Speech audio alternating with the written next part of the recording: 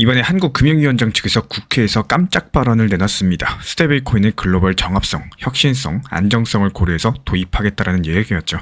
이 정부 고위 인사가 스테이블코인 도입을 직접적으로 언급한 건 상당히 이례적이고 갑작스럽게 업계가 술렁이기 시작을 했어요. 드디어 한국도 스테이블코인 시대에 가는 거냐. 특히 리플 XRP를 오래 들고 있던 투자자들은 솔깃할 수밖에 없었습니다. 한국에서 XRP 인기가 워낙에 높다 보니까 이거 혹시 리플의 달러 스테이블코인 RLUSD가 가장 먼저 승인받는 거 아니냐, 이런 기대감까지도 번지고 있는 상황이고, 일각에서는 그냥 미국 따라가지고 규제 맞추려는 거겠지 이러면서 심드렁한 반응도 있었습니다. 하지만 그 표현만 보고 지나치기에는 이번 이슈, 이 수문증이 상당히 깊다라는 거고, 오늘은 그 밑바닥 흐름까지 샅샅이 훑어보도록 하겠습니다. 먼저 짚어보겠습니다. 왜 하필이면 스테이블 코인일까요? 이 단발적인 뉴스가 아니라 큰 흐름부터 살펴보자면은, 이 스테이블 코인은 말 그대로 가격이 안정된 코인, 주로 달러 같은 법정화폐 가치를 그대로 담는 디지털 자산입니다. 암호화폐 변동성 문제 해결하려고 몇 년 전부터 등장했었는데요. 이제는 글로벌 금융의 게임 체인저로 주목을 받고 있다는 거고, 미국에서는 올해 들어가지고 스테이블코인 관련 법제화 논의가 본격화됐습니다. 이 뉴욕의 금융당국이 아예 신탁 라이선스를 발급하면서 승인까지도 한 달러 스테이블코인들이 나오고 있다는 거고, 유럽연합도 내년에 시행을 앞둔 상황에서 미카 법안에서 스테이블코인 발행자의 자본 요건 그리고 준비자산 규제를 촘촘하게 마련했습니다. 전 세계 돈의 흐름이 디지털 달러로서 재편될 조짐에 각국이 움직이고 있다는 거죠. 여기에서의 핵심은 돈을 움직이는 방식을 혁신하는 겁니다. 지금까지 국제송금이나 무역결제는 정말 느리고 복잡했었죠. 한국 기업이 미국 거래처에 대금 보내려면 며칠씩 걸리고 수수료도 꽤 들었습니다. 근데 스테이블코인으로 이런 과정들을 단순화하면 어떻게 될까요? 인터넷에서 이메일 보내듯이 몇 초 만에 달러를 직접 보내는 이런 그림이 완성됩니다. 리플 같은 기업이 노리는 게 바로 이런 부분들이에요. 리플은 인터넷 오브 밸류라는 가치의 인터넷을 만들겠다라고 공언을 해왔는데, 전통 금융망의 마찰을 줄여가지고 돈도 데이터처럼 빠르게 이동하게 하겠다는 겁니다. 실제로 리플은 자체 결제방을 통해서 약 1000억 달러 규모의 송금을 처리했다라고 하는데요. 그리고 그 척추를 바치는 자산으로서 XRP랑 함께 RLUSD를 본격적으로 활용하기 시작을 했어요. 이 리플의 RLUSD는 작년 말에 뉴욕 금융당국 승인을 받고 출시된 달러 연동 스테이블 코인인데요. 출시 1년도 안 돼서 유통량 10억 달러 돌파했고, 불과 1조 원이 넘는 돈이 디지털 달러 형태로서 리플 네트워크 상에 풀렸다는 뜻입니다. 현재 유통된 RLUSD의 상당 부분은 이더리움 네트워크 상에 있고요. 약 20% 정도는 리플 레저 상에 발행되어 있습니다. 리플 쪽 이야기로는 그만큼 기관 수요가 빠르게 늘었다라고 하는데, 여기서 재미있는 거는 전 세계 결제 업계의 공룡들까지 이 움직임에 가세하고 있다는 점입니다. 최근에 마스터카드가 리플과 미국 웹뱅크, 제미니 거래소랑 손잡고 신용카드 결제에 스테이블코인 RLUSD를 활용하는 이런 파일럿을 시작했다라고 하는데요. 이 카드 결제 승인과 동시에 RLUSD로서 리플 레저 원장에서 거래를 정산해버리는 실험이죠. 이 카드로 커피를 사도 그 뒤에서는 블록체인이 즉시 결제를 끝내는 그림들, 성공만 한다면 금융권에 상당히 충격파를 줄 수 있는 혁신이겠습니다.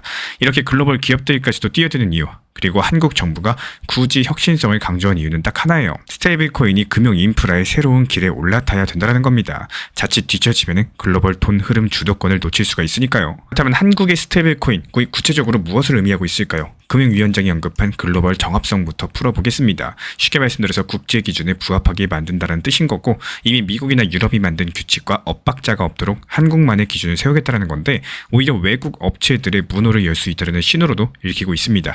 예를 들어가지고 RLUSD 같은 해외 스테이블코인도 요건만 충족하면 한국 시장에서 통용되게 할 수 있다는 거죠.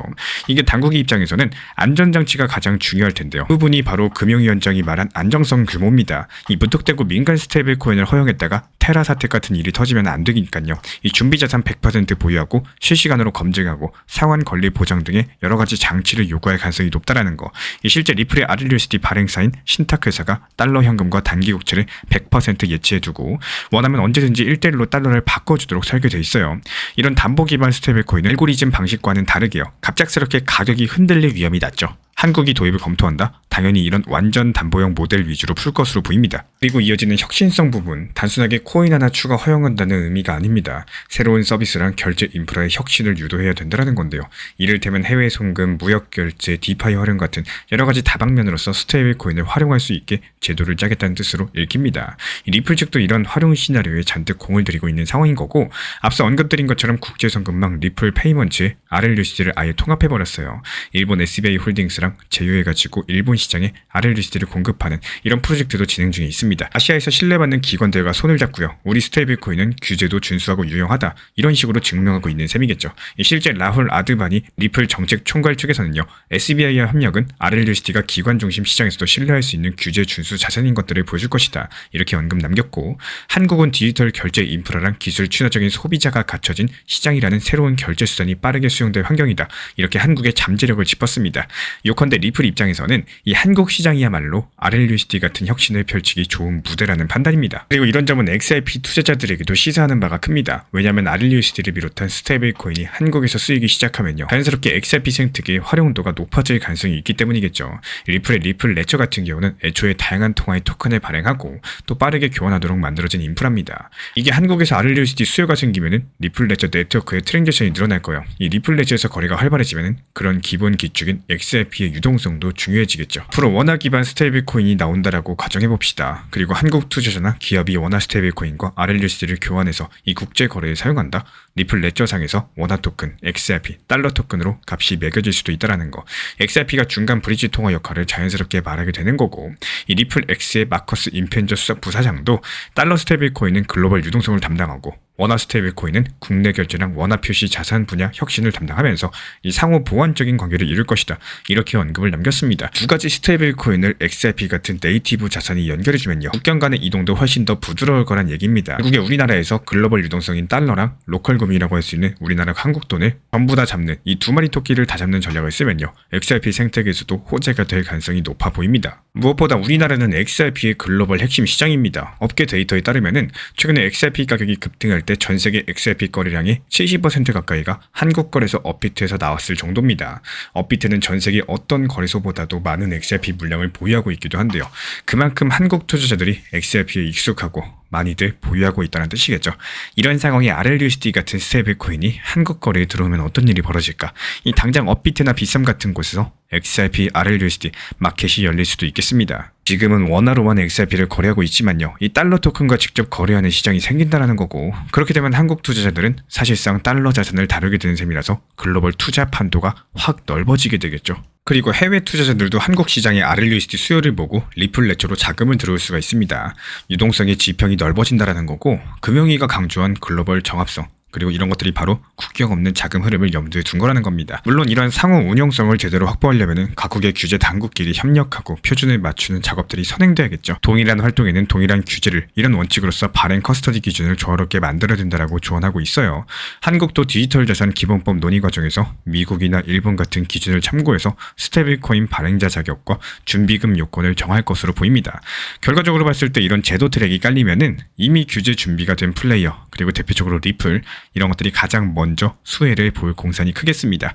한국 규제의 깐깐한 문턱을 넘을 수 있는 스테이블 코인은 투명성과 신뢰성을 갖춰야 되는데, 리플의 스테이블 코인 RLUSD는 출발부터 뉴욕주 규제 아래서 만들어져가지고 이런 점들을 내세우고 있는 상황이고, 이게 리플 입장에서 대한민국에서 기다렸다, 이런 듯이 바로 출발할 채비를 마친 상태라고 볼 수가 있겠습니다. 그리고 여기서 잠깐 이 리플이라는 기업 자체를 들여다볼까요?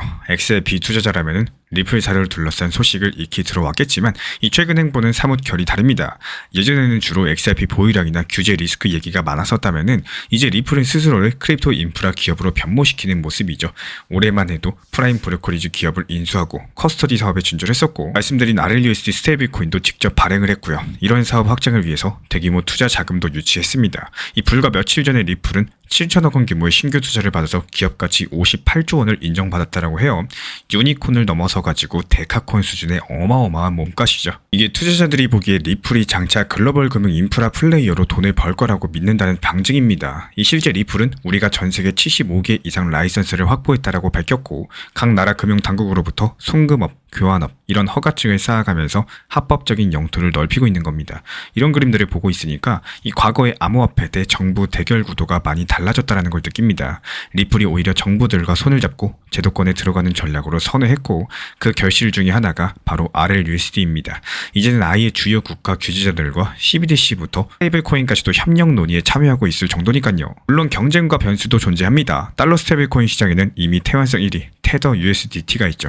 이 미국의 공식 라이선스를 노리는 USDC 서클도 있습니다. 여기에 페이팔에 PYUSD도 가세했고 각국의 은행들이 발행하는 자국 통화 스테이블코인들도 속속들이 등장을 하게 될 겁니다. 이게 한국에서도 만약에 은행이나 카드사가 원화 토큰을 발행한다면은 민간 기업인 리플이 어느 정도 역할을 차지할지 장담할 수가 없겠죠. 그리고 또 한 가지, 이 중앙은행 디지털화폐의 향방입니다. 한국은행도 한때 디지털 원 실험을 했었는데요. 아직까지 본격적으로 추진되진 않았어요. 각국의 정부가 CBDC 추진하면은 스테이블코인과 공존하거나 경쟁 구도가 펼쳐질 텐데 이런 것들이 앞으로 지켜보셔야 될 부분이겠습니다. 리플 측에서는 달러 스테이블코인과 원화 스테이블코인은 공존하면서 서로 보완한다라고 주장을 하지만 정작 중앙은행이 직접 발행한 디지털 화폐가 나온다면은 민간 코인의 입지가 좁아질 수도 있거든요. 결국에 규제의 향배에 따라서 시나리오가 갈린다라는 거고, 다만 지금까지 분위기로는 완전히 정부만의 CBDC로 몰아가기보다는 민간의 혁신을 활용하되 규칙을 정해두시는 쪽에 무게가 실려 보입니다. 한국금융위 발언도 민간 스테이블코인을 아예 금지하기보다는 기준을 만들어서 허용하겠다는 취지였으니까요. 그렇기 때문에 저는 XRP 같은 자산에 투자를 할 때 솔직히 몇 년 전까진 기술보다 이슈를 더 쫓았던 것 같습니다. 소송 결과가 어떻다, 제도권에서 인정을 받았다 말았다, 이런 단기 재료에 흔들리기 쉬웠었죠. 근데 요즘 들어서 느낌이 달라집니다. 방금 전 언급드렸던 것처럼 마스터카드나 SBI 홀딩스 같은 이런 전통 강자들이 리플의 망에 올라타고 있고요. 각국의 규제자들이 같이 가자라는 모양새니까요. 이게 누가 뭐래도 실제 사용 그리고 실제 수요에 대한 이야기겠죠. 가격 차트만 볼 때 알 수 없었던 펀더멘탈 변화가 보이기 시작한다랄까요. 예를 들어가지고 RLUSD 발행량 10억 달러 돌파 같은 수치는 그냥 스쳐 지나갈 수도 있겠지만 저는 여기서 이제 진짜 돈이 들어오고 있구나, 이런 것들을 느꼈습니다. 이 기관 투자자들이 리플의 네트워크를 실제 돈 이동에 쓰고 있다는 뜻인 거고, 과거 XRP 가격이 요동칠 때는 한탕 심리라거나 투기적인 기대가 컸었다면요, 앞으로의 가치는 이용률과 네트워크 효과에서 나올 가능성이 높아 보입니다. 그래서 최근에 제 자신에게 물어봅니다. 한국에서 RLUSD 같은 스테이블 코인이 풀리면 내가 가진 XRP에는 과연 어떤 영향을 줄 수 있을 것인가? 당장 내일 가격이 뛰느냐보다도 포지션을 계속 가져가도 좋은가에 대한 판단이겠죠. 제 답은 일단 긍정적입니다. 이유가 뭐냐? 리플 생태계가 제도권에 안착할수록 XRP에 대한 신뢰도도 따라 높아진다라고 보기 때문이에요. 만약에 내년에 업비트 RLUSD 마켓이 생겨가지고 우리가 XRP를 달러 기반으로 사고 판다고 상상해봅시다. 그러면 XRP는 사실상 글로벌 통용 자산 지위를 한국에서 인정받는 셈이 되겠죠. 가격에 당장 프리미엄이 붙지 않더라도 유동성과 인지도 측면에서 게임 체인저가 되는 겁니다. 저는 이런 질적인 변화를 길게 보면은 XRP 가치의 긍정적인 영향이라고 생각을 해요. 마치 인터넷이 보급되면서 특정 기술 플랫폼들이 수혜를 입었던 것처럼 금융인터넷이 보급되면은 XRP, 리플, 레저 같은 이런 플랫폼이 수혜를 볼 수가 있다는 거죠. 데이터를 하나하나 체크해보는 습관도 길러보고 있습니다. 예를 들어서 RLUSD가 리플 레저상에서 어느 정도 쓰이는지 온체인 데이터를 볼 수가 있거든요. 만약에 한국 도입 이슈로 리플 레저상의 RLUSD 거래량이 급증한다? 그거는 강력한 신호일 겁니다. 실제로 브라질에서는 브라질 레아라 기반의 스테이블 코인을 리플 레저에 올려놨더니 3분기 만에 10억 달러 상당 결제가 이루어졌다고 해요. 이런 사례를 봤을 때 한국 원화 토큰과 RLUSD가 리플 레저에서 돌면 어떨까 상상해 보게 됩니다. 온체인 지표로 이런 움직임들이 포착이 된다면은 저 같으면 이제 판이 실제 깔리고 있구나 이러고 보유 자산에 대한 확신을 더 강력하게 가질 것 같습니다. 또 반대로 별로 진전이 없다면은 너무 앞서간 기대였나 하고 다시 전략을 조정을 해야겠죠. 이 투자라는 게 결국에 스스로 납득할 만한 스토리를 가지고 가는 것 같습니다. 지금 저한테는 한국을 포함한 주요국 규제 수용에서 스테이블코인 활성화, 그리고 리플 네트워크 확장, 그리고 XRP 활용도 증가라는 이 한 개의 큰 스토리 라인이 그려지고 있고요. 물론 현실이 항상 그대로 흘러가진 않겠지만 이 최소한 예전처럼 막연한 기대에 베팅하는 건 아니라는 느낌입니다. 그리고 그 스토리가 실제 현실에 근거하고 있다는 증거들이 여기저기서 나오고 있는 상황이죠. 한국금융위원장의 발언도 그 퍼즐 조각 중 하나라고 보여지고 있고, 이런 근거들이 쌓이면요, 시장의 평가도 언젠가 바뀔 거라고 예상합니다. 예전에는 리플 SEC랑 싸우는 코인 이 정도로만 알았던 사람들이 이제 나중에는 리플 글로벌 결제만 깔고 있잖아, 이럴 수도 있다는 거.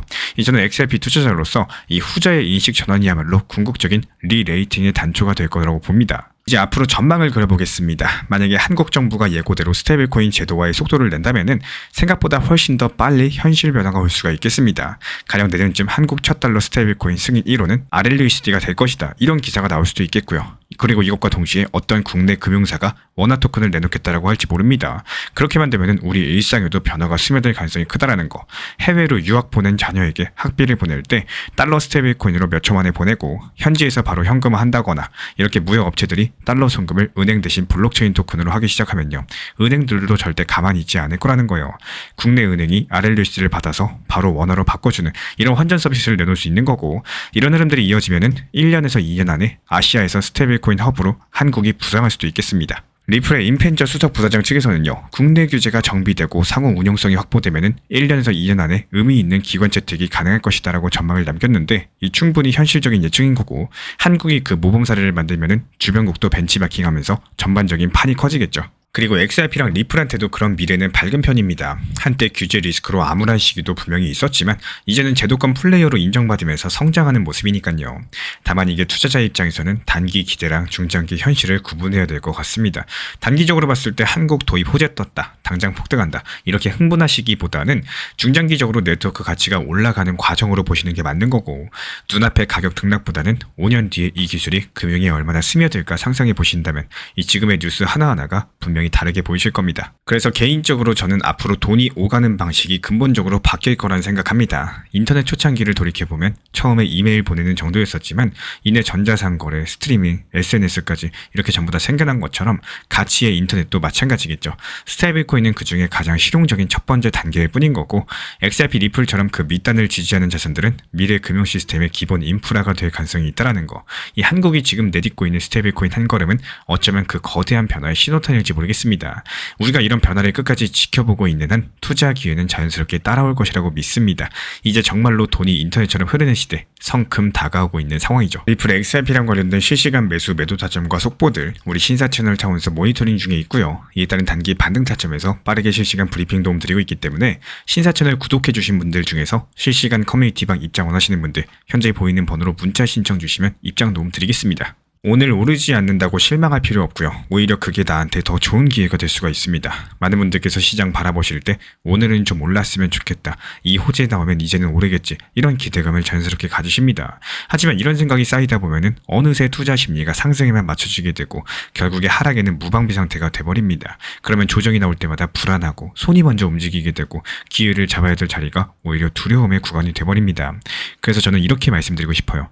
오늘 안 오르면은 좋은 날이다. 왜냐면 그날은 나의 투자 심리, 멘탈, 그리고 포트폴리오 전략을 점검이 가능한 날이기 때문입니다. 이 시장은 내가 원할 때, 내가 원하는 가격으로 움직여주지 않습니다. 그게 바로 시장의 본질이고 그게 바로 투자입니다. 그렇다면 우리가 해야 될 일은 딱 한 가지, 그 예측할 수 없는 흐름 속에서도 흔들리지 않는 원칙을 지켜나가는 거예요. 하락이 나왔을 때 기분이 나빠지기보다 좋다, 이제 내가 들어갈 자리를 만들어주는 거다, 이런 마음으로 바라보는 연습이 필요합니다. 그렇게 생각의 방향을 바꾸시면은 남들이 두려워서 팔 때 나는 차분히 매수할 수 있고, 남들이 불안해서 떠날 때 나는 오히려 평단을 낮추고 비중을 늘릴 수 있습니다. 그게 바로 현금 비중의 가치, 그리고 단기 저점 활용의 진짜 의미인데요. 결국에 투자는 오르는 날보다 떨어지는 날을 어떻게 맞이하느냐에 따라서 중장기적인 성과가 갈립니다. 오늘 안 오르는 시장이 나를 시험하는 게 아니라 나에게 또 한 번의 기회를 주는 시장에 배려할 수 있다는 거. 이 기분 좋은 하락, 준비된 하락, 그게 진짜 강력한 투자자의 마인드라는 거예요. 이번에 우리 신사 채널에서 운영 중인 실시간 XRP 커뮤니티에서 3,150원 매수해서 단기간에 3,650원 익절 전략을 도움드린 바 있습니다. 그리고 이게 단순한 감이 아니라 구조적인 판단의 결과였어요. 그리고 우리 신사 채널에서 3,150원 구간을 매수 타점으로 본 이유는 총 3가지였습니다. 먼저 과거의 스윙 저점과 매물대가 겹친 수요가 완벽한 구간이었었고, 그리고 단기랑 중기 이동평균선이 평탄화되면서 추세 전환을 준비하던 흐름이었습니다. 그리고 RSI랑 MACD 지표가 동시에 바닥 신호를 내면서 모멘텀 회복을 예고됐던 구간이었죠. 즉 하락의 끝이 아니라 리셋이었다는 거예요. 그리고 나서 3,650원 익절 구간에서는 완전히 반대의 구조가 나타났습니다. 이 캔들은 윗꼬리가 길어졌고 거래량은 피크치 이후에 감소세를 보였고, RSI가 과열권 둔화되면서 MACD 지표는 고점을 낮추면서 모멘텀 약화를 선행했습니다. 이런 조합들이 언제나 이익 확정의 신호였던 거고, 그래서 우리 신사 채널은 그 자리에서 매도 신호 드리면서 실제로 시장은 그 이후에 조정 하락세를 맞았죠. 그리고 이런 과정이 보여주는 거는 딱 한 가지입니다. 이 시장은 감정으로 움직이지만 대응은 구조로 해야 된다는 거. 우리는 매번 그 구조를 데이터로 검증하고요. 또 실시간으로 우리 구독자분들과 함께 공유드리고 있습니다. 이 지금 보고 계신 이런 흐름들처럼 우리 신사 채널 리플 XRP 실시간 커뮤니티에서는 이런 실전 타점과 매수 매도 전략을 매일매일 실시간으로 브리핑 도움 드리고 있습니다. 이제부터는 시장을 절대로 혼자 보지 마세요. 이 전문가의 구조적인 분석과 실시간 대응 전략을 함께 보시려면은 현재 보이시는 번호로서 문자 신청만 주시면 됩니다. 우리 신사 채널은 언제나 우리 구독자분들과 같은 투자의 언어로서 데이터로서 증명하는 실전 브리핑 이어가도록 하겠습니다. 다른 거 바라지 않습니다. 구독과 좋아요, 알람 설정만 눌러주시고 따라와 주시기 바랍니다. 오늘 영상도 끝까지 함께 해주셔서 정말로 감사드립니다. 우리 구독자분들에게 코인 신사 채널은요, 단순한 투자 채널이 아닙니다. 때로는 아들처럼, 때로는 형이나 오빠처럼, 또 때로는 냉정한 전문가로서 그렇게 곁에 있고 싶습니다. 누군가의 아들은 이렇게 말합니다. 괜찮아요. 아직 기회 있어요. 또 누군가의 심리 트레이너는 이렇게 말을 하죠. 지금 흔들리시면 안 됩니다. 이런 타이밍엔 반드시 버티셔야 됩니다. 그리고 때로는 악재가 시작됐기 때문에 지금은 비중 조절할 타이밍입니다. 이렇게 말을 합니다. 그리고 또 누군가의 전문가로서 이 구간은 분명히 좋은 타점이 될 것입니다. 이런 말씀도 드릴 수가 있겠죠. 그렇게 저는 매 순간마다 시장을 바라보고 있습니다. 이 시장이라는 건 늘 변화를 하고요. 감정은 그것보다 훨씬 더 빠르게 흔들릴 겁니다. 하지만 그때마다 우리 코인신사 채널은 밤새 차트 지켜보면서 누군가의 불안이 덜어지기를, 또 누군가의 손실이 멈추길 바라면서 그 마음을 담아서 한 줄 한 줄 브리핑을 시작합니다. 이 투자라는 건 숫자 싸움이 아니라요. 마음 싸움이고 그 심리가 전부인 영역입니다. 이 시장에서 끝까지 버틸 수 있는 힘, 그거는 정보보다 함께 가는 사람에게서 나와요. 우리 구독자분들이요, 절대로 혼자가 아니라는 거를 이 목소리로서 꼭 전해드리고 싶습니다. 오늘도 우리 구독자분들 곁에서 가족처럼 함께 걷는 동반자 코인신사 채널이었습니다.